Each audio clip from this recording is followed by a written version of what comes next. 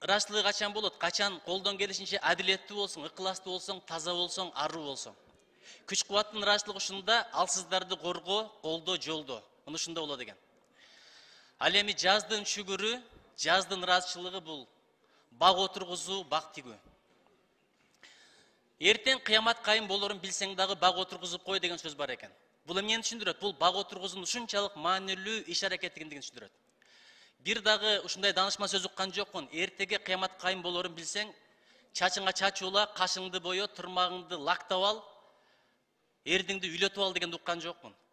Же бицепсиңди күчтөндүрүп ал дегенди. Же даңдуу тамагыңды жеп ал дегенди уккан жокмун. Бирок кыямат кайым болорун билип турсаң дагы бак эк дейт.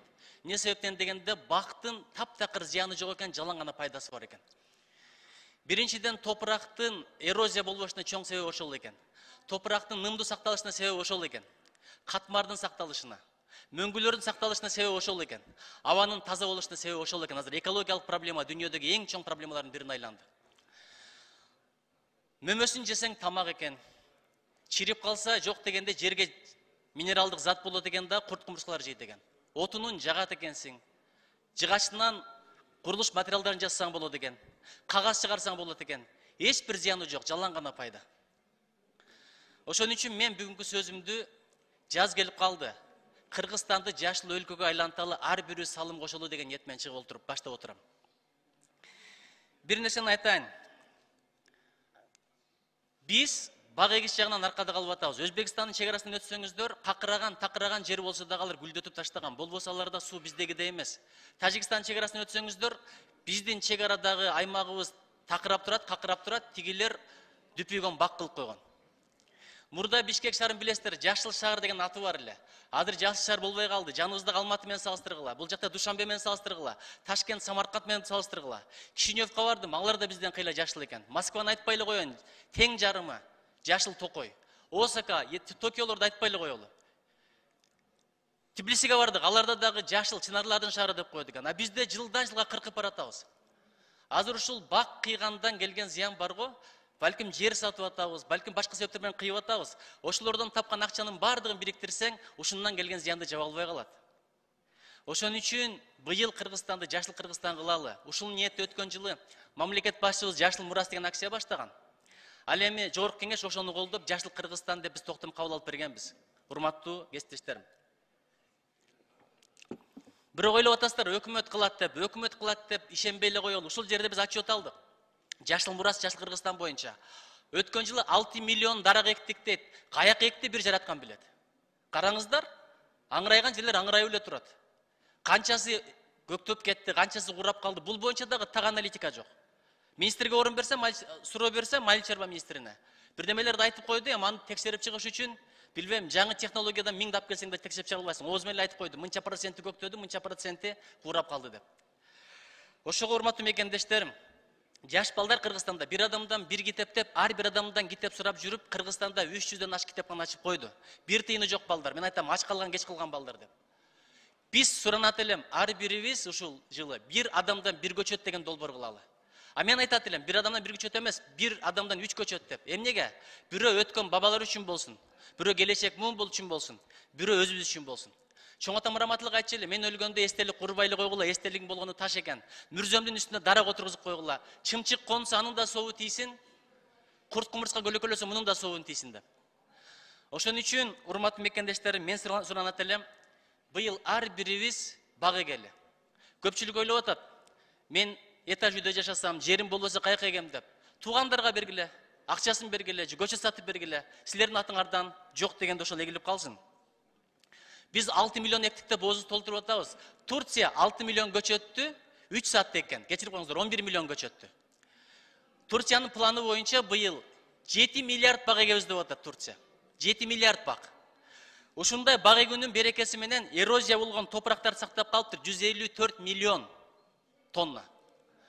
Биз дайыма айтабыз, биз суу державасыбыз деп. Бизди бир гана суубуз үчүн эсептешет. Азырынча. Суубуз бар үчүн дүйнө эсептешип атат, бир аз. Суу эмне үчүн бар? Мөңгүлөр бар. Бирок билип коюңуздар, мөңгүлөр азайып баратат. Бизге билинбегенден бул чоң катастрофа, улуттук трагедия болот. Мөңгүлөр сакташтын да жолу ошол эле экен. Бакытты эгиш керек экен. Мен Японияда жүргөндө бир токойдо бир адам жоголуп келип 15 күн тапкан эмес. 15 күндөн кийин табылган. Болгону кичинекей эле жер. Неге? Анткени бак көп болчу, токой көп болчу. Мен ойлогонмун, табигый токой экен деп. Көрсө 30 миллион токойду колдору менен өстүргөн экен ошо япониялыктар. Суу чыкпай атат, тигил эле бул эле деп шылтоо кылбай. Ошон үчүн мен суранат элем, мына Баткенге баратканда канчалаган жерлер какырап такырап турат. Аксыга баратсаң деле ошол. Нарынга баратсаң деле ошол. Bir bagı geliç, урматтуу депутаттар, мен дагы ар бириңерге жакын барып сурашым мүмкүн. Бир көчөктүн акчасын берип койчу деп. Ошого айтат элем, шылтоо издебейли. Бул бир жылда бир келчү шанс. Бир шанс бар өмүрдө бир келет үйлөнөрдө. Бир шанс бар бир жазда бир келет. Айрымдар ойлошу мүмкүн, мен эмки жаз деген бул шартым жок деп. Бирок эмки жазга чейин жетесиңби, жетпесиңби бир жараткан билет. Балким тагдырындагы акыркы жаз ушулдур. Ошон үчүн Кыргызстанды жашыл Кыргызстан кылалычы. Бул мекен бизге керек, бул топурак бизге керек. Кескенди билгендер эккенди да билели. Болгону өлкөбүздүн 5%-не 6%-не жетпеген гана жери токой экен. Турцияны кыдырып көрдүм, бардык жерин эгип таштаган. Азыр алар өздөрүнө план койду, 30%-ын токой кылабыз, чытырман токой кылабыз деп. Ошого мен ишенем, бул жакта жаштар келди, балдарым, кыздарым. Силер баштап бергилечи. Быйыл акцияны баштайлы, тынбай иштейли. Мен айлыгымдан көп болбосо дагы 10 000 сомду атайын бөлдүм ошого. Мына февраль айы, эртең эле жаз келет. Суук жерлерде ашып барса апрелдин 10-уна чейин тигебиз. Дөң алыш деген айыл бар, билесиздер, Кочкордо. 5 гектар жерди атайын бөлүп коюптур, бирок эккенге бак жок. Өкмөттүн болсо питомнигинен чыккан көчөттөр 4 000, жеке менчиктер болсо 1,5 миңден сатып атат. Ошон үчүн мекендештерим, жашыл Кыргызстан кылалы. Бишкекке жашыл шаар деген статусту кайрап келип берели. Жаңы үйлөр курулуп атат. Бүгүн мен Южный магистралдын жогору жагына барып келдим. Жакшынака үйгөлөр көрүнгөн арасында бак жок. Бак эккенге жер жок. Мына ген планды кандай кылып атат, мэр кантип жер берип атат, кандай шарттар менен ошол үйлөр кабыл алынып атат. Анан карасаңыздар, Кыргызстан бак менен экономикасын көтөрүп атат. Баткенди баткен кылган өрүгү, аксы менен таласты талас кылган, аксы кылган кара өрүгү, кайналы деп коет. Бир жерде алмурут. Кнокат менен көлдүн алмасын билебиз, Арсланбаптын жаңагын билебиз. Ошон үчүн бул бардык жагынан өлкөгө пайдалуу нерсе экен. Диванда жатып алып, Фейсбуктун батыры боло бербей, жок дегенде бир бага келе. Эгип эле койбостон мен суранат элем, ар бириңиздер ошонун көгөрүшүнө шарт түзүңүздөр. Эң аягында айтарым, 77 жылкылар, 88 жылкылар, 99 жылкылар, 71 жылкылар деп аш жеп атабыз, улак өткөрүп атабыз, волейбол өткөрүп атабыз, канча акча кетип атат, бирөө машина коюп атат, бирөө төө коюп атат. Бир жолкусун экономдоп туруп мен суранат элем.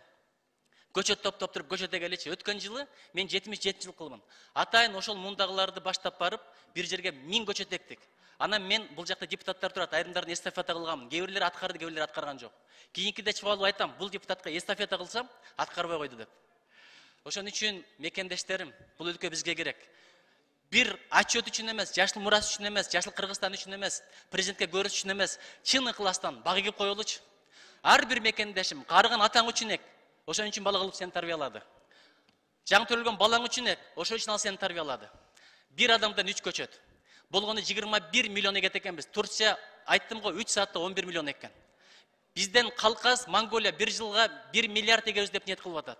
А биз болсо 6 миллион деп министрдин сөзүнө ишенип атабыз.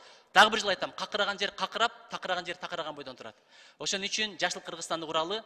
Бактуу өлкө, бактылуу өлкө. Дагы бир жыл айтам, кескенди билгендер эккенди да билсин. Бир дексе күчтө келе. Анткени бул мекен биздики, келечек биздики. Жараткан Момат Төлөт берсин. Чоң рахмат.